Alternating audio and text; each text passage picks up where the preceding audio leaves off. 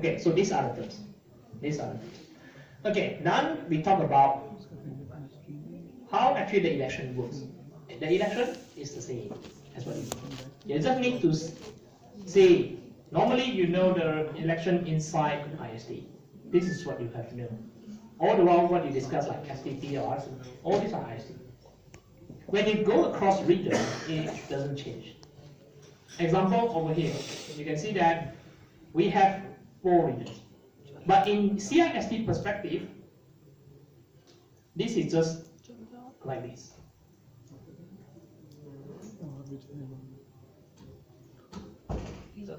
That's it. The whole thing itself here is a region. Region 1, region 2, region 3, region 4. So it just looks like this. Okay? So among these 4 regions, there is one switch among these 4 regions that will become the CIST. Okay? So logically, this is how it looks like. Logically. Okay? So the election process is the same. Okay? So regional root is regional root is whatever you've done in the IST. Okay, now there's one new pod row. That pod row is called master pod. What is master pod? You have designated pod, root pod, alternate pod, backup pod. A new one, master pod. Only available in the MSTP design. It says what? It is the root pod of an IST root bridge on the CIST. What does it mean?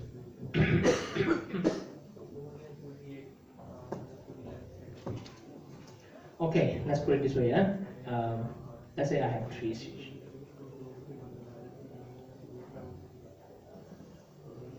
This is one region. Here another 3 switches.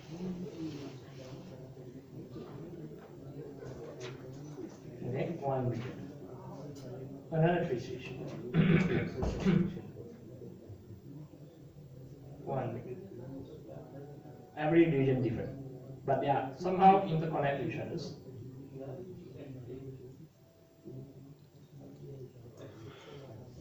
Okay, so who is the best among all these switches? Who is the best? So let's say over here we have 9 switches, right? We have to look for the best among all. The best among all will be only one man. So that guy will be your CIST group. So in that case, everyone has to check the PPDU, see who is the best. If let's say this is the best, let's say this is CIST group. If this is CIST group, what is the port here? The port here will be designated. Because this whole thing itself is not like one big switch. Okay, understand that? So this is designated. And this is root port, isn't it? Right? These are root side. But instead of calling it root port, we call it as master port. Master port is the root port of what? CST. Can you understand that? These are root port. Okay, root port of the IST root bridge on the CIST.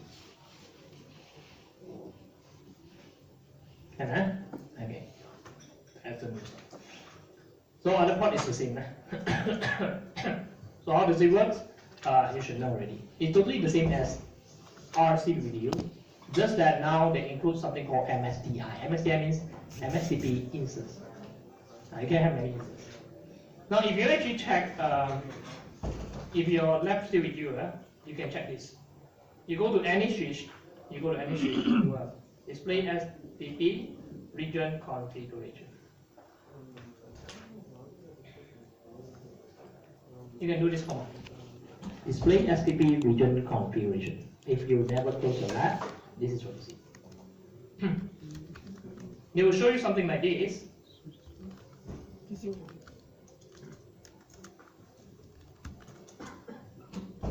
Okay, you will manage to see something like this. Example, region name, revision level, configuration digest. The digest is for them to update the table. Okay, instance 0. What is instance 0? We never create instance 0, isn't it?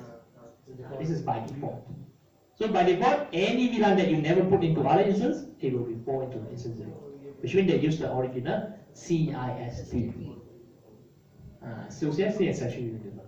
Okay, then what about the others? Instance 1, ngntech, instance 2, instance others. That's what you're supposed to see after you put in the template.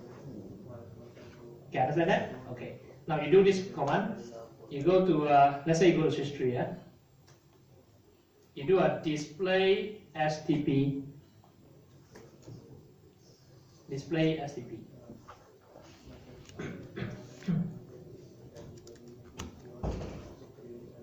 Display STP. Okay, so what you see? You see something like this, isn't it? Then you will see something it shows here.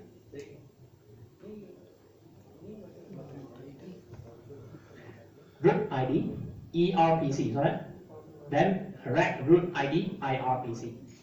You saw that?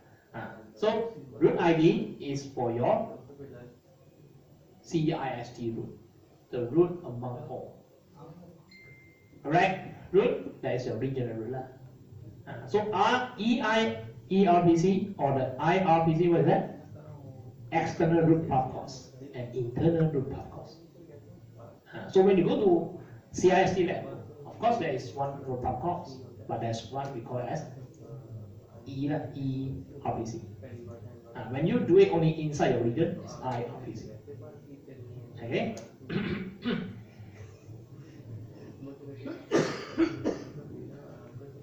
Okay. So this is how the election process. What we have known earlier on is this. Root ID, root path cost, root ID, port ID. This is what I mentioned before the lunch. So the add-on is what? These are the add-on. So the add-on is choose the root bridge among all the CIST and calculate the new master port. Okay. Then instances, this is inside. Inside you should know. Inside region you should know. It's the same process. Okay, so this is nothing is in detail. If you understand STP election, then you should understand this as well. Okay, so proposal agreement, this one is the same as RSTP, so I don't want to repeat this anymore. Configuration, you should have done that just now if you follow me. Okay, so this is another command that you can use. That's why I do what? I do a STP instance 1 priority 0. Remember? If you don't run priority 0, you can also put this root primary. Root primary or root secondary, the best and the second best. If you put this, automatically they become 0. If you put this, they become 4096. Same meaning. Same meaning. So in exam, if they ask you, then you should know. Okay, so this is for you to change the mode for the port. Okay, because sometimes they use different PPDU. So if you want to accept different PPDU for MSDU, then you can change that. But normally we don't do this because this is automatic compliance. Okay, if you want to perform the digest snooping. Okay, snooping means something has to do with security. Digest snooping, what is digest snooping? Just now when you actually check a display display STP region configuration, you see this digest, isn't it? So that digest snooping is for this one. They want to verify this digest is not being tampered. Okay. Okay, so one is on global level, one is on port level. Just like that. Okay, but this is more security stuff. Okay, then proposal and agreement. Now, normally it's supposed to be I send you proposal, you change your port state, and you send back agreement. So you can also do this no agreement check so that they don't send back agreement to you before you do anything. You don't have to wait for it. Okay, so it will be faster. But normally we don't touch it. This is optional. Okay, so these are the commands. Template. Okay, put in the template. Active region configuration. Remember. Okay, after that, enable STP running on MSTP mode. Okay, just like that. That's MSTP. Okay, so anything you want to ask MSTP? So basically, you need to know instances mapping. So if let's say we have 100 VLANs, we don't create 100 spanning tree. But if today you are using Cisco switch, they are going to create 100 spanning tree. Okay, it's an issue because it is a burden. It's a burden to your CPU because they have to construct 100 spanning tree for 100 VLANs. Okay, but if you use MSTP, no issue like that. They will use instance only. Okay, the tree is only one. The tree is CIST.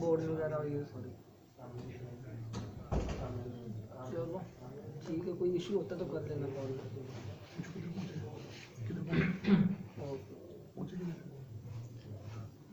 Motor में pen तकरीबन 80-85 kilometre पे आता है रहता है।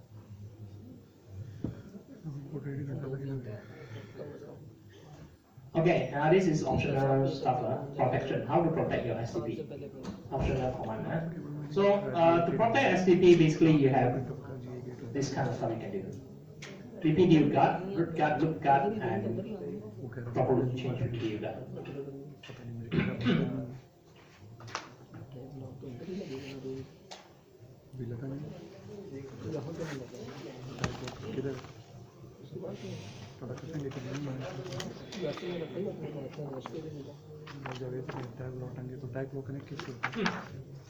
Okay, so firstly is H port. Now normally you configure H ports here, right? Then this port will not participate in elections. But what happens if let's say someone, let's say this guy is an attacker, they masquerade a BPDU with a better value and send to you. They will actually tell you that, hey, let's pause elections. So we don't want this to happen. We don't want this to happen. We don't want to let any unidentified person send you some malicious BPDU. So what do you do? Follow BPDU guard. So you configure BPDU guard on the switch. Whenever the H port receive any BPDU, better BPDU, they will discard. They will discard. Okay, so and discard and shut down. So there's no chance for attacker to hijack your spanning tree. So this is usually a combo, and this is usually a combinations. You do a global video protection, H port in the port level, normally, best practices. Root guard. Root guard is to protect when you have a port, but that port is not a H port. Let's say this port is going to another switch. This port is basically maybe a root port or something else. So if you have in your original topology that one of the switches is already a root switch, but now there's a better guy come in and give you the PDU. So what happens? The new guy will trigger elections, isn't it? The new guy with better ID will trigger elections. So, with that said, we don't want to let this happen. What can you do? Root guard. Enable root guard on the switch so that in our original, as long as the root push is still there, if I receive a better BPDU, this port will stay listening state or discarding state in RSP, so that they will not allow you to send data traffic. Okay, this is how it looks like. Root protections on port level. Loop guard is normally used to prevent temporary loop. Example, I have a root bridge here. Then here this is after the port. When the root bridge, when you do not receive BPDU every 2 seconds, due to link conditions, root bridge is still there, not failure, link conditions or unidirectional link failures. Okay, only based on this. When you have this issue, what happens? you basically will see that, hey, I don't receive anything. And let's have a new election, that this guy will change to become forwarding states. Then you form a loop. This is what we don't want. We don't want a loop. So what you have, use a loop guard. When you use a loop guard, what happens? After you enable loop guard, this port and this port will stay the same. They will not change the port reality because what happens. Okay? But however, this command we rarely use it because nowadays the switching levels are very fast. They are not going to have congestion issue. Okay? Then the next one is topology change to BDU guard. So this is for those topologies. Now imagine this guy is an attacker. Normally when you receive TCM BBD, what do? You flush your MAC address table, isn't it? You flush your MAC address table normally. So in this case, if the attacker just want to interrupt your network, what do? They send you TCM BBD. You do not know. Then what do? You flush your MAC address table and you ask everyone to flush. That's the issue. So what do? Enable the TCM BBD guard. So what you can do is you can do two things. You can set the guard by setting up how many topology change you can receive. Okay, so it says here, set the maximum number of addresses entry flush that the device can perform within 10 seconds. Okay, check whether the number of TCPD received the time period. So if let's say the attacker want to launch an attack using topology change, they want to flush a metal ASB, so normally they will send you a lot. So you find that this amount is not normal, it's abnormal. And then you can actually discard it, okay, by setting up a limit. Okay, so that is what you have, the security features. Okay, all the security features are optional, but normally we will have this. And this one is optional. Okay, that's basically about it, the spanning tree. Questions?